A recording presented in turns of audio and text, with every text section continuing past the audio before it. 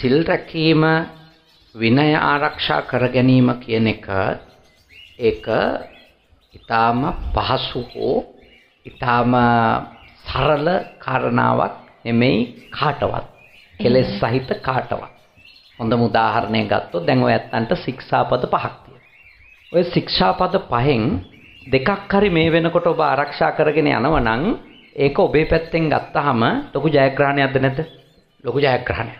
මොකද දෙකක් හරි රැකගන්න එක අතිශයින්ම අමාරු. එතකොට එන ප්‍රශ්නේ තමයි ඉතින් හාමුදුරු ගොල්ලා මහාන උනේම ඒකට නේද? මහාන වෙනකොට හාමුදුරුල්ලාගේ මූලික අරමුණ වෙන්නේ කුමක්ද? සබ්බ දුක්ඛ නිස්සරණ නිබ්බාන සච්චිකරණත්තාය නේ? සියලු දුක් නැති කරලා නිවන් දැකීම ඒක තමයි අරමුණ. එවැනි අරමුණකට එන කෙනෙක් ඒ අරමුණ සාක්ෂාත් කරගන්නටත් පුළුවන්. ඒ අරමුණේ අසාර්ථක වෙන්නත් පුළුවන්. දැන් ඔය ඇත්තෝ පෞල් ජීවිතවලට එළඹෙනවානේ. පෞල් ජීවිතවලට එළඹෙනකොට කියනවා මිය යනකම් අපි එකිනෙකා රවටන්නේ නැතුව ඉන්නවා. එකිනෙකාට වංචා කරන්නේ නැතුව ඉන්නවා. දිවි හිමියෙන් මගේ බිරිඳ කොට මගේ සැමියා කොට බාර ගන්නවා කියලා කියනවානේ. එහෙම කියනවානේ. හැබැයි එහෙම කියලා විවාහ වෙච්ච බොහෝ දෙනෙකුට ඇත්ත වශයෙන්ම ඒ ගමන යන්න බැරි වෙලා තියෙනවා. ඒක මනුස්ස ස්වභාවයක්. කෙලෙස් සහිත පැවිද්දෙක්ගේ අතින් හෝ කෙලෙස් සහිත ගිහියෙකුගේ අතින් විනය බිඳ වැටෙන්න පුළුවන්.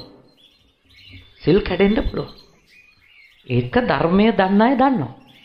ඒ හින්දා තමයි විනය ශික්ෂාපද කියන ඒවා ගැන භාග්‍යවතුන් වහන්සේ බොහෝම මානුෂීය පිළිවෙතක් අනුගමනය කළා තියෙනවා. විනය ගැන. දැන් අපිට සතර පරාජිකා අරුණුකොට අනිත් ඔය සාමාන්‍ය ඇවත් කියලා අඳුන ගන්න දේවල් අපි භික්ෂූන් වහන්සේ ඉදිරියේ ප්‍රසිද්ධියේ දේශනා කරාම ආයති සංවරේ පිහිටන්න පුළුවන්. ඒ කියන්නේ මම මගේ අතින් කායිකව වාචසික කෙරිච්ච යම් කුඩා අනු කුඩා වැරදි ගැන මම ප්‍රසිද්ධ ප්‍රකාශනයක් තව භික්ෂුවක් ගාව කරනවා. සම්පදා භික්ෂුවක් ගාව සීමාවකට කියලා. එතකොට මට නැවත සිල් අලුත් වෙනවා.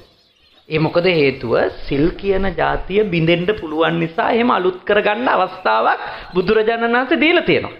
මොකද සිල් කියන ඒ ප්‍රතිපදාවන් එහෙම මේ සම්පූර්ණ අඛණ්ඩ වෙන්නේ නේද? අචිද්ද අසබල තත්වයටපත් වෙන්නේ අත්ත වශයෙන්ම සෝතාපන්නවත් උනා. නැත්තම් අනිත් ඕනෑම කෙනෙකු අතින් සිල් අපිරිසිදු වෙන්න පුළුවන්. මම ඔබට යෝජනා කරනවා ගිහියා වෙතින් වේවා පැවිද්දා වෙතින් වේවා සිල් අපිරිසිදු වීමක් වෙනවා පේනවා නම් සීලය කඩා ගන්නවා පේනවා නම් අනුකම්පා කරන්න. අනුකම්පා කරන්න කියලා මම යෝජනා කරනවා. මොකද එයාට වෙලා තියෙන්නේ මොකද්ද? එයාගේ කෙලෙස් වලට වසඟ වෙලාද නැද්ද? වසඟ වෙලා කෙලෙස් වලට වසඟ වෙච්ච කෙනෙකුට අනුකම්පා කරන වැර වෙන මොකද කරන්න පුළුවන්? දඬුවම් දුන්නා කියලා හිංසා කරා කියලා කෙලෙස් පාලනය වෙන්නේ නැහැනේ. අනුකම්පා කරන්න. ආපහු එයාට කියන්න ඕන ඔයා උත්සාහ කරන්න කියලා. බුදුහාමුදුරුවෝ එහෙමයි. ඉතින් සමහර අය සමහරුන්ගේ විනය ප්‍රශ්න කරන්නේ ඇත්ත වශයෙන්ම තමන්ගේ වැරදි වසා ගන්නනේ. දැන් අම්මා තාත්තාගේ සීලය ගුණය ගැන ප්‍රශ්න කරන දරුවෝ අපි දකින්නේ. ඒ මොකද? අම්මා තාත්තා ඒගොල්ලොන්ට සමහර එපා කියන ඒවා දිගටම කරගෙන යන්න ඕන නම් ඒගොල්ලෝ අම්මගේ සීලය අහනවානේ. තාත්තගේ සීලය අහනවා. ඒක හරි ලේසියිනේ. ඒ කියන්නේ අනිත් එක්කෙනාව ප්‍රශ්න කරපු ගමන් මට මං කරන එක කරන් යන්න පුළුවන්. එතකොට මම ඔබට යෝජනා කරනවා ඔබ අනිකාගේ සීලය ප්‍රශ්න කරන එකේ අර්ථය මොකක්ද කියලා ඔබ බලන්න. ඔබ ආයි මෙහෙම අපි කන්න දෙනවා නම් අපි වඳිනවා නම් ඒගොල්ලෝ වැඳුම් ලබන්න සුදුසු විදියට ඉන්න එපායි. ඔව් ඉන්න ඕන. හැබැයි ඒ ඔබ කන්න දෙන හින්දා නෙමෙයි. ඔබ සිවුරු දෙන හින්දාත් නෙමෙයි හාමුදුරු සිල් රැකන් ඉන්න ඕන. සීලය නිවනට අනුග්‍රහයක් හින්දා. නේද? සිල් රකින්න ඕන හාමුදුරුලා කැම හම්බෙන්න හින්දා නෙමෙයි. මිනිස්සු වඳින හින්දාත් නෙමෙයි. අපි මහාන වෙලා තින්නේ වැඳුම් ලබා ඉන්නේ. හාමුදුරුවෝ සිල් රැක ගන්න ඕනේ. මොකටද? ඒ සීලය රැකගත යුත්තේ නිවනට අනුග්‍රහයක්. අරහත් ඵලය කරා යන ගමනට උදව්වක් සීලය. සමාධිය ඊටත් වඩා උදව්වක්. ප්‍රඥාව තමයි මහම උදව්ව කරන්නේ. විශාලම උදව්ව. ඒ නිසා හාමුදුරු කෙනෙක් දෙන්නේ ඕ අපි කියමුකෝ 30000ක් ඉන්න තැන 1000ක් අමාරක් අවුල් වෙනවා නේද? Facebook වල ඕවයි මේවා ඉතින් අපි දකිනවා කලබල වෙන්න එපා. ඒ ස්වාමීන් වහන්සේලා අපි කියමුකෝ 30000ම සිවුරු ඇරලා ගියත් ඔය ඇත්තෝ ඉතින් බුදුහාමුදුරුවෝ ගැන තියෙන පැහැදීම නැති කරගන්න ඕනේ නැහැ. හොඳම දේ තමයි පුද්ගලයෝ සරණ යන්න එපා. ඕක වෙන්නේ අපි නම් බද්දී හාමුදුරුවන්ගේ බණමයි අහන්නේ. උන්වහන්සේ තමයි අපේ හාමුදුරුවෝ. බද්දී හාමුදුරුවෝ මොකට කරේ තියාගන්නද? බද්දී හාමුදුරුවෝ අවුල් වෙච්ච දවසට ඊළඟට ඔක්කොම අවුල් වෙනවා ඔයත්තන්ගේ. හාමුදුරුවලා කතාවද බැඳ ගන්න යන්න එපා මනසින්. හාමුදුරුවලාගේ ගමන යන්න දෙන්න. උන්වහන්සේලා කවුරු හරි කෙනෙක් කුසලයේ ගැන කියනවා නම් කුසලයේ සමාදන් වෙන්න, අකුසලයේ ගැන කියලා දෙනවා නම් අකුසලයෙන් වළකින්න කියලා වළකින්න. චතුරාර්ය සත්‍ය ධර්මයේ දේශනා කරනවා නම් ඒ අවබෝධ කරගෙන මධ්‍යම ප්‍රතිපදාව වඩන්ට හාමුදුරුවලා දැඩිව ගන්න යන්න එපා පුද්ගල බද්ධවනේ. ආදානග්‍රහීව මේ හාමුදුරුවලට උපාදානෙ වෙන්න එපා. ඔය ගොඩාක් අයට වෙලා තියෙන මට දැන් පන්සලේ පා වෙලා මට නම් එක හාමුදුරු කෙනෙකුටවත් වඳින්න හිතෙන්නේ නැහැ මේ අපේ හාමුදුරු කරපු වැඩේ හින්දා. ඉතින් අන්තිමට අපරාධේ මේ නේද? අපරාධෙනේ. බුදුහාමුදුරුවෝ කිව්වද අඩුම උන්වහන්සේ පිරිනුවම් පෑවට පස්සේ හරි මෙන්න මේ හාමුදුරුවෝ තමයි මගෙන් පස්සේ ලීඩර් මෙයාගේ පස්සෙන් යන්න කියලා. නෑනේ. බුදුරජාණන් වහන්සේ සියලුම සිව් පිරිසටම දේශනා කළ එකම දෙයයි. මම පිරිනුවම් පෑවට පස්සේ මගේ ධර්මයක් විනයත් ගුරු කරගන්න. එච්චරයි. එතන හාමුදුරුවෝ ධර්මයේ කියලා දෙන්න පුළුවන්. එයාලත් පුහුණු වෙන්න පුළුවන්. සමහරව ඒගොල්ලෝ අසමර්ථ වෙන්නත් පුළුවන්. නේද? අසමර්ථ වෙන්න පුළුවන්.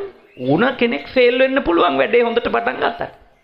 හොඳ අරමුණකින් පටන් ගත්තට මගදී කඩා වැටෙන්න පුළුවන් අනුකම්පා කරන කඩන් වැටෙනකොටනේ. ඉස්සර මට මතකයි අපේ ගමේ පන්සලේ ඉඳලා පොඩි ආරු කෙනෙක් කියන්නේ ටිකක් තරුණ වියටපත් වෙලා උන්වහන්සේ සිවුරු ඇරලා ගියා.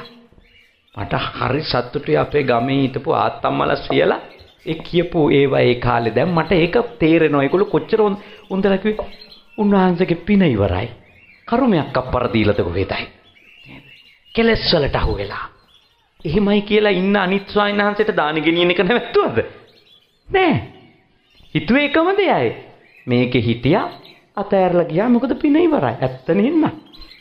මේ කකුල් දෙක හොදලා වැඳුම් ලබාගෙන ඉන්න මොන තරම් පිනක් තියෙන්න ඕනද කියන්නකෝ.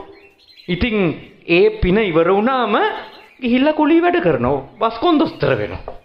එහෙම තමයි අපි දැකලා තියෙන්නේ. සිවුරු අරපු බස් වල පිට කොටුව ගා ඉන්නවා. සිවුරු අරපුයෝ. මම දැකලා තියෙන්නේ පින ඉවරයි. මොකෝ කරන්නේ? නේද? ඒකට අපිට කරන්න දෙයක් නැහැ. අපි කරන්න ඕනේ එක පුද්ගලයෝ මත මගේ බුදු සරණ යෑමේ ප්‍රමාණය තීරණය කරන්නේ නැතුව මගේ ආධ්‍යාත්මික පුහුණුවේ ප්‍රමාණය තීරණය කරන්නේ නැතුව මම තථාගතයන් වහන්සේගේ ධර්මයේ විනය සරණ යමි. තථාගතයන් වහන්සේගේ ධර්මයට විනයට අනුව මම පුහුණු වෙලා මගේ නිවන මම සාක්ෂාත් කරගනිමි. එච්චරයි.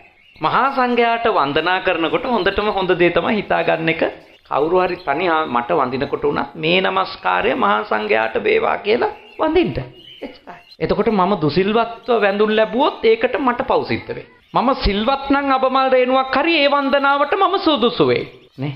නැත්තම් ඔබේ වන්දනාව කාටද? ඒ උතුම් සුපටිපන්නාදී ගුණ තිබුණු උතුම් ආර්ය මහා සංඝයාටයි. එච්චරයි. ඔබ ඒ විදිහට වැඩ කරන්න. කලබල වෙන්න ඕනේ නැහැ. මේ Facebook වල තියෙන කලබල ගැන නම් එච්චර කලබල වෙන්න එපා. මොකද උන්දලගේ කලබල කියන්නේ මේ දන් හැන්දක් අදීපු නැති උන්නේ ඔය ගොඩක්. ජීවිතේකට පන්සලකට ගොඩ වැදිලා තියෙද ඔය Facebook වල ඉන්න අයගෙන් ගොඩක් අය කමෙන්ට් අද සාසනේ ඉවරයි. මේ කීකිය ලොකුවට නටන අය ඉන්නව නේද? ජීවිතේට පන්සල් ගිහිල්ලා නැහැ. හොඳට බලන්නකෝ බණපදයක්වත් ෂෙයා කරලා තියෙද කියලා ඔය එක පේජ් එකක ඔක්කොම කතන්. ඒගොල්ලොන්ගේ කලබලේ ගැන අපි කලබල වෙන්න ඕනේ. අපි කලබල වෙන්න ඕනේ අපේ හිත ගැන. අපේ භාවිතාව ගැන නේ. අපේ ගුණ නුවණ ගැන. අපේ ධර්ම පුහුණුව ගැනයි අපි කලබල වෙන්න ඕන. හාමුදුරුවන්ගේ අවුලක් තියෙනවා නම් ගමේ පන්සලේ නේ තමන්ගේ පන්සලේ තමන් ඇසුරු කරන හාමුදුරුවන්ගේ අවුලක් තියෙනවා නම් උන්වහන්සේට ඒක ගිහින් කියන්නේ. අනේ හාමුදුරනේ ඔබ වහන්සේ ගැන ඇහෙන කතා හොඳ නැහැ. හොඳ නැහැ. මේවා ගැන ඔබ වහන්සේ ටිකක් සැලකිලිමත් වෙන්න ඕනේ. අපි බණ අහන්නේ ඔබ වහන්සේගෙන්. ඔබ වහන්සේ පොඩ්ඩක් මේ මිනිස්සු කියන කතන්දර ගැන සැලකිලිමත් වෙන්න. කියන්න පන්සලේ පොඩි හාමුදුරුවෝ එහෙම ඉන්නවනම් ඊයේ පෙරේද අපේ පොඩි නමක් මේ ඒ පින්කමකදී වැඩිහිටි හාමුදුරුවෝ කෙනෙක් හරි අපූර්ව උපදේශයක් දුන්න උපාසකම්මලා. කිව්වා පොඩි හාමුදුරුවන්ගේ කොණ්ඩේ රැවුල එහෙම වැවිලා නම් පේනවනම් පන්සලට යන වෙලාවට ඔය වැලි තලප ටිකක් එහෙම හදාගෙන ඇවිල්ලා පොඩි හාමුදුරුවන්ගේ අතට දීලා අහන්න මොකද පොඩි හාමුදුරුවෝ සනීප නැද්ද? කොණ්ඩේ වැවිලා.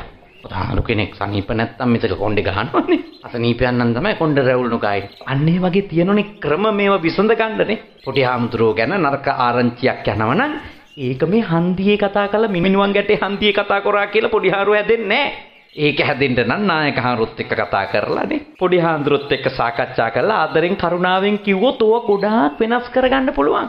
මේ අපි වුණත් බේරගත්තේ ඒ ගම්වල හිටපු අත්තම්මල සියලා උපාසක උපාසිකාව නැත්තම් අපිත් තරුණ කාලේ නේ ළමා කාලේ යම් යම් දුර්ගුණ තිබුණනේ. මහානකමට ගැලපෙන්නේ නැති ශ්‍රමණ සාරූප්‍යයට හොඳ නැති වැඩ අපෙත් තිබුණා. හැබැයි එහෙමයි කියලා අපි පන්නන්න වැඩ කළේ නෑ ඒගොල්ලෝ. නිඳා කර ගියේ නෑ. කොහොම හරි ඇවිල්ලා ඇවටිලි කරලා කියනවා පොඩි ආරු පරිස්සම් වෙන්න ඕන. අහවලා මෙන්න මෙහෙම දෙයක් කීවා. කොච්චර ආදරේ මිනිස්සුද? එහෙමනේ සාසනේ රකින්නේ නේද? මොකද හැමෝටම මේ ගිහිගේ අතෑරලා එන්ටත් බෑනේ. ඒ ආපු කෙනාගේ දුර්වලකම් පේනව නම් කරන්න ඕන හොඳම දේ තමයි සත්පුරුෂයෝ විදියට, කල්යාණ මිත්‍රයෝ විදියට ඒවට බැනාඬ ගහ ඉන්න නැතුව උන්වහන්සේත් එක්ක සාකච්ඡා කරන්න. උන්වහන්සේගේ ගුරුවරයා එක්ක සාකච්ඡා කරන්න කියන එක තමයි අවසාන වශයෙන්